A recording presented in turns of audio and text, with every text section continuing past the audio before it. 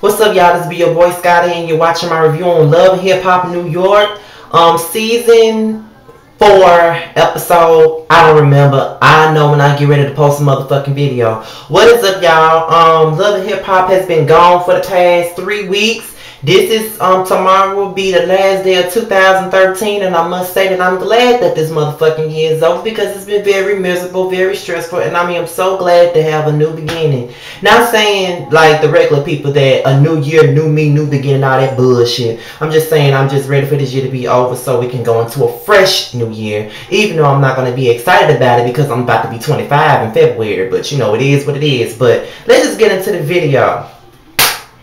While I'm happy that Love and Hip Hop New York has finally returned, I just want to say that I'm ready to get to the reunion now because Love and Hip Hop New York is already becoming trash yet again.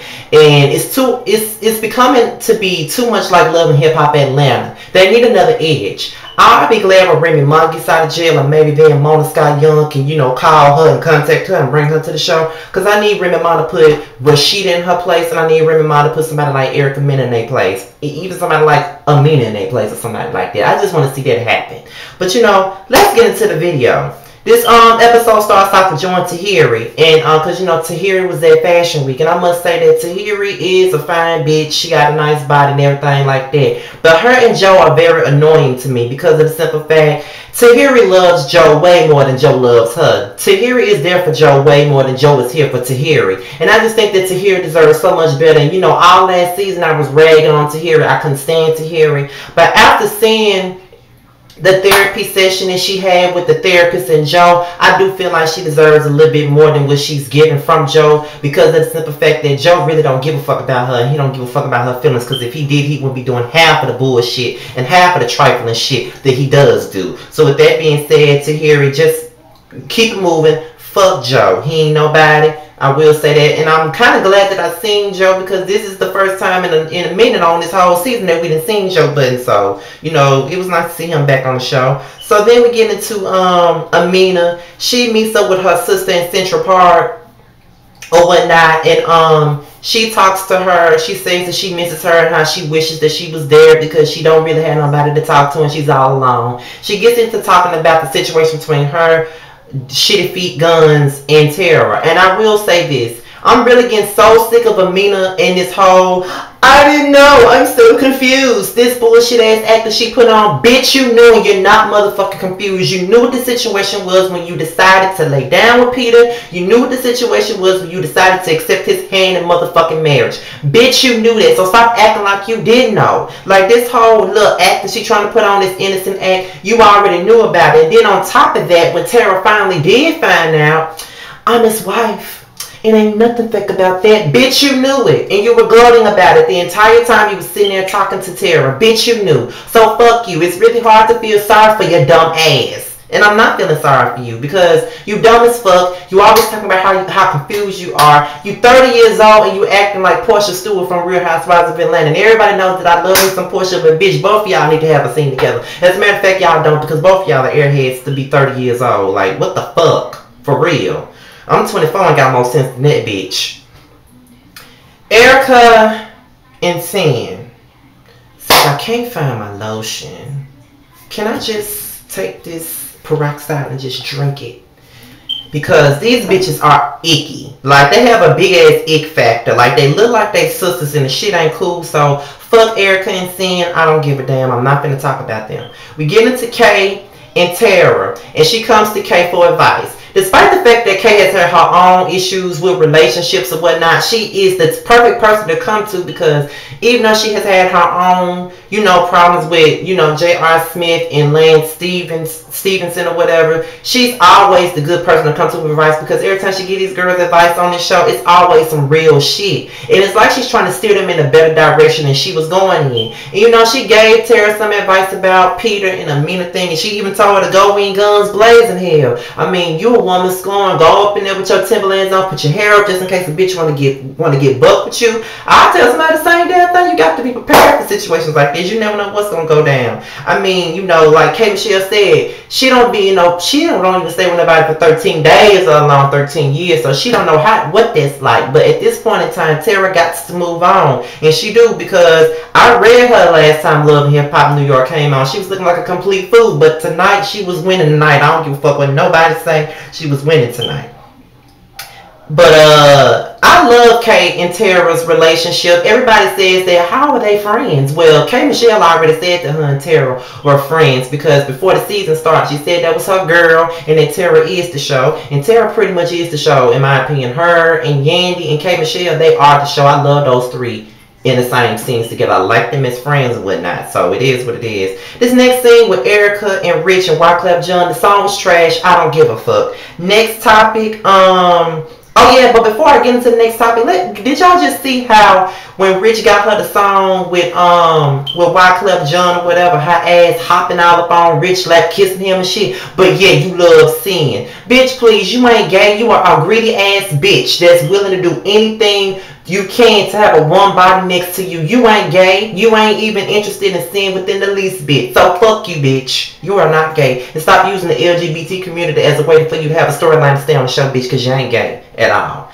So we get into Amina and Peter Gunz. They talk about a song, and then the song is whack as fuck. I guess it's all about her and Peter's relationship, whatever it's about. The motherfucking song whack. I don't think nobody want to hit it now. Amina already, all these other songs her ass has performed on the show was all good, but this shit is whack as fuck. Nah, I don't know. So then while they sitting up here talking about the song, that's when Tara walks in. And the only thing I got to say is, not only is Tara and Amina sharing the same dick, but they also sharing the same fucking hairstyle. Isn't that ironic? And isn't that crazy? And isn't that funny as a motherfucker? That was funny as hell.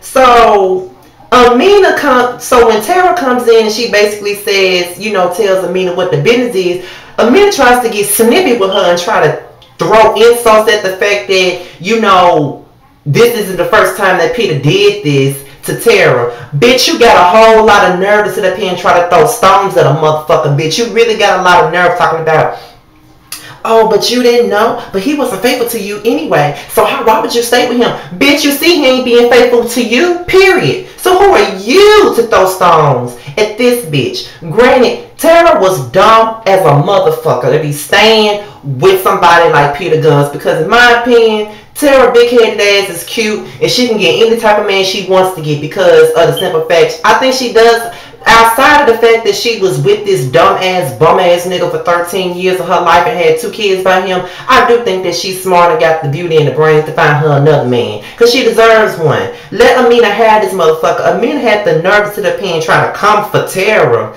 and her as a woman or whatnot, but then she can't see her own situation.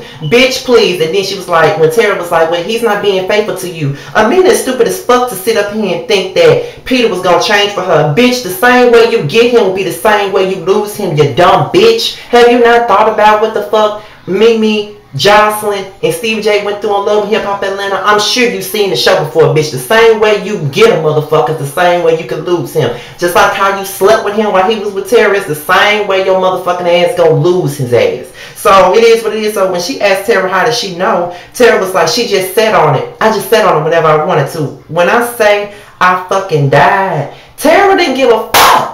Tara took K. Michelle's advice, and there was completely no motherfucking fucks given, period. She walked in there with no fucks given, and she left with no fucks given. And then Amina with that German ass cry, sounding like a damn fool. She got mad and she ran out. Then she came back and asked Tara, can she have a word with her husband? And Tara was like, sure, and maybe then, and hopefully one day I'll stop fucking your husband.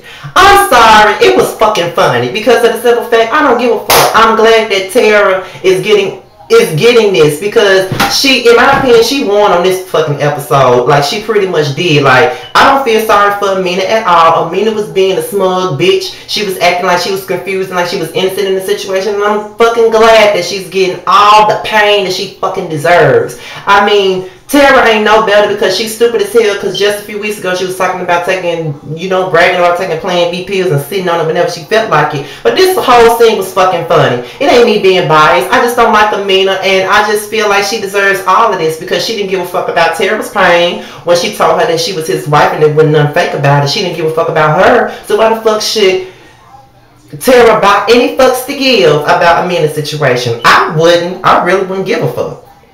So Erica and Rich meet up again, and like I say, they're annoying as fuck. And Erica's sitting up here crying about Rich and why he ain't doing what he's supposed to do for her. Bitch, make up your mind, because you can't have your cake and ice cream too. Either choose the sausage or choose the tuna fish. Which one is you gonna eat, bitch? For real though, because I just don't understand why you up here stringing Sin along, your little sister Sin along, and then you sitting up here trying to get on top of Rich and talking about everything that Sin give you. You wish it was Rich that was giving it to you. You are an insensitive ass bitch who don't know what the fuck she want. Deal with that. So I guess it's Tara's birthday, and like I said, I love these three together.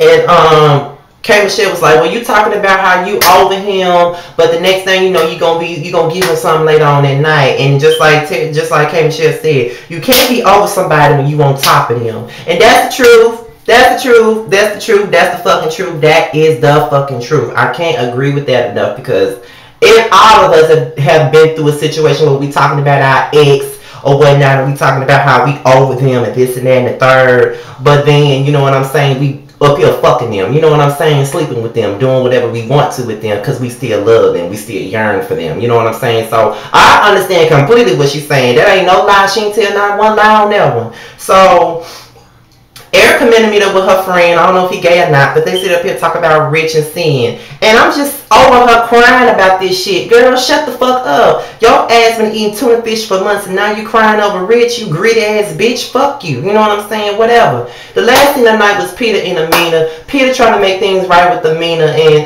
he buys her flowers and shit, and she don't want them. And you know what I'm saying? She throws the flowers down, but as we saw the preview of next week's episode, it's pretty much certain that Amina's going to take her ass right back to Peter Gunz, just like I knew she would, but it really doesn't matter. So with that being said, y'all, this is my review on Love and Hip Hop New York Season 4 episode whatever. Be sure to follow me on Twitter at www.twitter.com/Ms_Sis_G. Follow me on Instagram at rebellious_Scotty, and follow me on Facebook at Team Scotty. This will probably be my last video of the year, and y'all will see me back next week for my reviews on, because I do plan on doing, y'all will continue to see reviews from me on Real Housewives of Atlanta and Love and Hip Hop New York, but y'all will also be on the lookout to see some reviews from me on Being Mary Jane and The Haves and Have-Nots. I do plan to review both of those shows. So with that being said, y'all, I'm out of here, you guys. Peace.